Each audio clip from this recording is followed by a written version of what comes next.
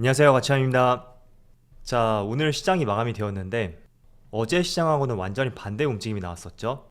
다행히도 코스피, 코스닥 모두 강한 상승으로 마감이 되었고, 그리고 무엇보다 삼성전자가 크게 시장을 이끌었다는 점이 조금 더 긍정적이었던 하루였던 것 같습니다. 자, 일단 코스피는 1.8%의 상승으로 마감이 되었고, 일봉으로 볼게요. 자, 그래도 오늘 강한 상승이 나왔지만 아직까지 일봉상으로 11선이죠. 여기 남색선 11선조차 돌파하지도 못했습니다. 그렇기 때문에 우리가 섣불리 너무 심취했을 필요는 없을 것 같고요. 또 코스닥을 보면,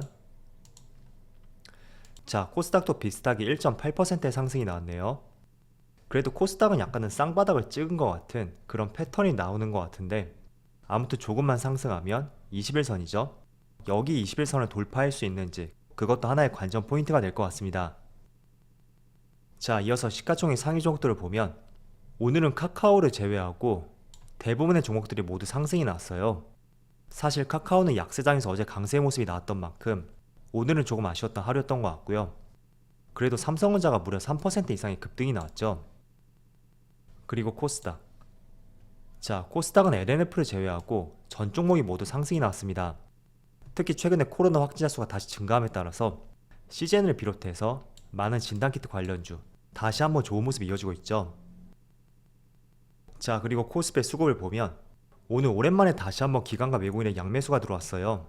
그래도 조금은 긍정적인 점이라면 과거에는 외국인이 매수세가 들어올 때가 정말 드문드문 이렇게 간헐적으로 한 번씩 들어왔었는데 오늘은 이 거래일 만에 다시 한번 매수세가 들어왔죠. 그래서 조금은 긍정적으로 볼 수 있는 부분인 것 같고요.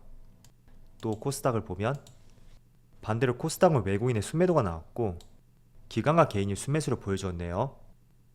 자, 오늘 강세를 보여줬던 삼성전자, 정말 오랜만에 기관과 외국인의 양매수가 들어왔고 최근 한 달 동안의 흐름을 보면 양매수가 들어왔던 사례가 없었죠. 그리고 삼성 SDI도 좋은 모습이 나왔었고 여기 수급을 보면 기관과 외국인의 많은 순매수가 들어왔습니다. 자, 그리고 카카오, 최근에 기관과 외국인의 매수가 들어오고 있었죠. 그런데 오늘은 많은 규모는 아니었지만 그래도 기관과 외국인의 양매도가 나왔습니다.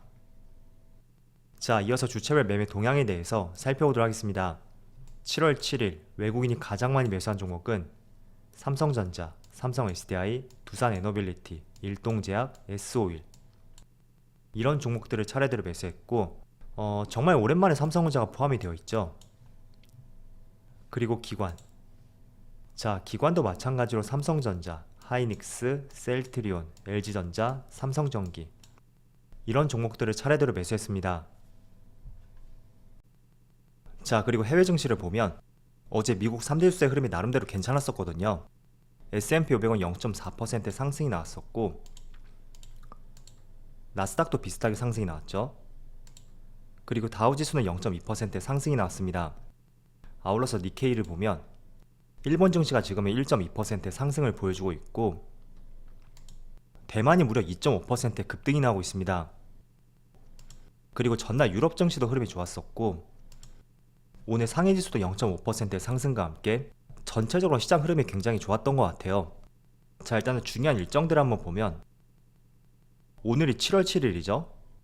그리고 전날에는 6월 FOMC 의사록이 공개가 되었어요. 그리고 다음 날에는 또 중요한 고용지표 발표를 앞두고 있습니다. 개인적으로 어제 발표된 6월 FOMC 의사록보다는 저는 내일 발표되는 고용지표, 이게 훨씬 중요하지 않나 그런 생각이 되거든요. 일단 연준이 추구하는 방향성은 크게 두 가지가 있어요. 첫 번째가 물가 안정이고 두 번째는 고용 안정이죠.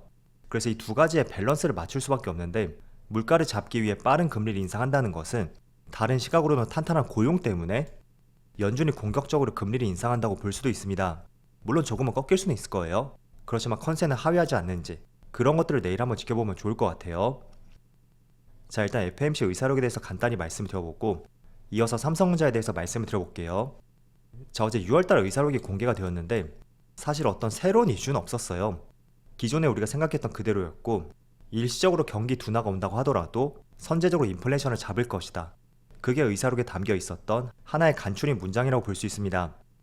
또 한 가지 조금은 긍정적으로 볼 수 있는 것이 자, 어제 다시 한번 국제 유가가 크게 하락하는 모습이 나왔어요.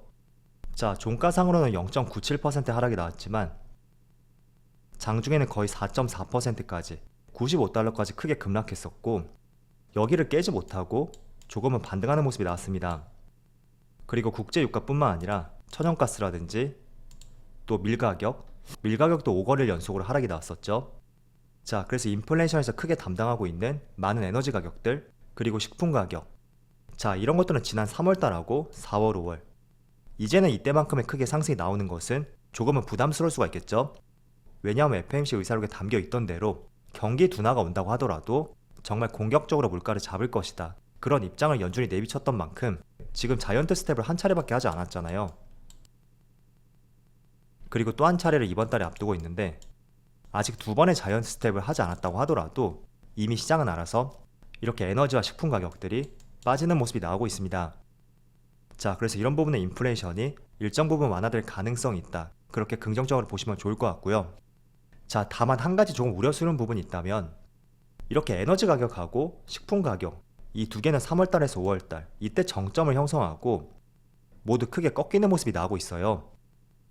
자, 그렇지만 달러 강세가 계속 이어지고 있는 것이 하나의 시장의 부담으로 작용이 되는 것 같습니다. 자, 제가 달러 인덱스로 표시를 했는데 어제는 원달러 환율이라든지 달러 대비 유로화 그렇게 나눠서 보여드리니까 조금 헷갈릴 것 같더라고요.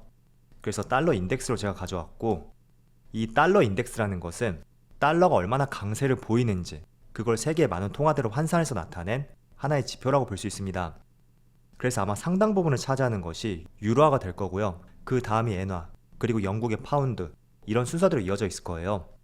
자, 그래서 일단은 달러 인덱스가 높다는 것은 전 세계 시장에 있어서 달러 강세가 이어지고 있다. 그렇게 볼 수 있고 이게 비단 국내 시장뿐만 아니라 유럽, 일본 모두 마찬가지라고 볼 수 있겠죠.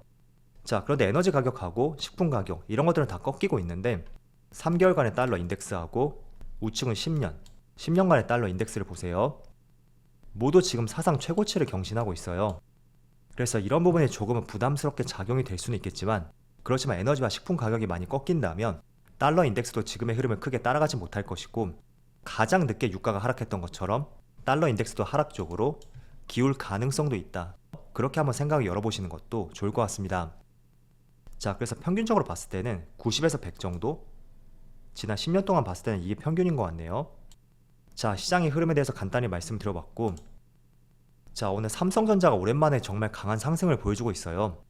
물론 과거의 낙폭이 너무나 강했기 때문에 지금의 상승에 성이 안 찬다고 볼 수 있습니다. 그렇지만 오늘은 잠정 실적 발표가 있었고 시장 전망치를 소폭 하회했다고 하더라도 오히려 반대 움직임이 나오고 있거든요. 자, 일단 삼성전자는 삼성전자의 실적 발표보다는 약 일주일 정도 앞서 발표되는 마이크론 테크놀로지 이 기업의 실적 발표에 따라서 선제적으로 먼저 움직임이 나오는 대표적인 종목 중에 하나입니다. 그래서 우리가 삼성전자 주가를 조금은 참조할 때 오히려 삼성전자의 실적 발표보다는 약 일주일 정도 먼저 발표되는 미국의 마이크론 테크놀로지 그 기업의 실적을 먼저 참조해보자. 일단은 그렇게 말씀드릴게요. 자, 그리고 오늘은 잠정 실적 발표이기 때문에 하반기 가이던스에 대해서는 아마 이번 달 말쯤에 확정 실적 발표가 있는 그 당시에 같이 이루어질 예정이에요. 그래서 이 부분은 참조로 말씀드리겠고 어쨌든 시장 평균치를 하회했음에도 불구하고 오늘 강한 상승이 나오고 있죠. 자, 삼성전자의 차트를 보시면 이때 한번 장대 양봉이 크게 나오고 나서 오랜만에 정말 크게 상승이 나오는 것 같아요. 자, 일단 삼성전자의 월봉 차트를 보면 저는 지금 가격대에서는 물론 바로 반등이 나올 수 있다. 그렇게는 말씀드릴 수는 없겠지만 하락폭이 제한될 수 있고 조금만 시간을 더 가져보면 상승이 나올 수 있는 분명한 그런 위치라고 생각이 되거든요. 자, 여러가지 근거에 대해서 말씀드려보면 일단 주가가 이렇게 크게 빠지는 동안 계속해서 디램 가격이 하락할 것이다. 그리고 하반기에는 좋지 못할 것이다. 경기 침체가 온다. 부정적인 이슈를 크게 몸으로 받았었던 대표적인 종목이었습니다. 자, 그런데 과거 차트를 한번 보세요. 월봉상 60개월선 초록색 선인데 항상 그쯤 주가가 내려왔을 때는 주가 자체를 위로 당기는 그런 힘이 강했던 시점이었거든요. 물론 08년 글로벌 금융위기 이때는 시스템 붕괴가 동반이 되었기 때문에 조금 더 낙폭이 컸었다고 볼 수 있겠죠. 자, 그런데 뒤로 가보면 이런 구간들 그리고 자, 이때도 마찬가지였죠.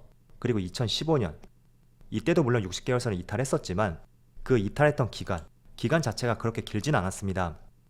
이게 월봉이니까 한 달, 두 달 정도. 그리고 2016년도 마찬가지였죠. 한 두 달 정도. 그리고 나서 이렇게 크게 반등이 나왔고 또 조금만 뒤로 가보면 2018년도 마찬가지였죠. 물론 이 당시에 60계열선과 맞닿진 않았지만 어느 정도 반등이 나왔었고 이때도 마찬가지였어요. 그리고 조금 뒤로 가보면 지금이죠. 그래서 월봉상 60계열선에서는 물론 08년 금융위기라든지 2015년 당시 그때를 참조하면 조금 더 빠질 가능성도 있습니다. 그렇지만 60계열선 아래에서 머물렀던 기간은 결코 길지 않았었다. 그 점을 말씀을 드리고 싶었고, 과거 차트 흐름을 보더라도 항상 60계열선과 맞닿았을 때는 주가가 크게 튕겨 올라가는 그런 패턴들이 상당히 많이 만들어졌었거든요. 이때도 마찬가지였죠.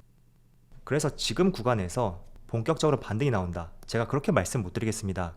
그렇지만 경기 침체, D램 가격 하락 등등 실적에 대한 영향을 상당히 많이 받았었고 주가도 충분히 저는 빠졌다고 생각이 되거든요. 그리고 지금 가격대를 보면 2016년 말하고 또 2019년도 말, 2020년 하반기 그때 수개월 동안 이 가격대에서 저항성 역할을 했었는데 지금은 그 위치까지 주가가 많이 내려왔잖아요. 그래서 수개월 동안 저항성 역할을 했었던 만큼 이제는 지지하는 역할로서 그 역할이 바뀔 가능성도 있으니까 한번 이런 부분도 참조해 보시고요. 어쨌든 제가 삼성전자를 조금은 긍정적으로 말씀드리는 이유는 이렇게 차트 흐름적인 내용 외에도 지금 많은 에너지 가격들이 꺾이고 있잖아요.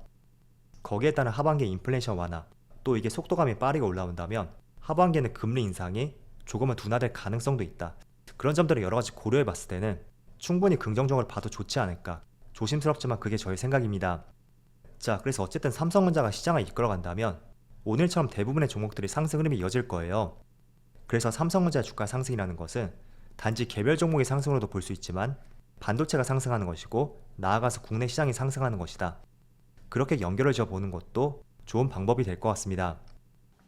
자, 그럼 오늘 영상 여기서 마치도록 하고요. 언제나 여러분들의 성공 투자를 기원하도록 하겠습니다. 감사합니다.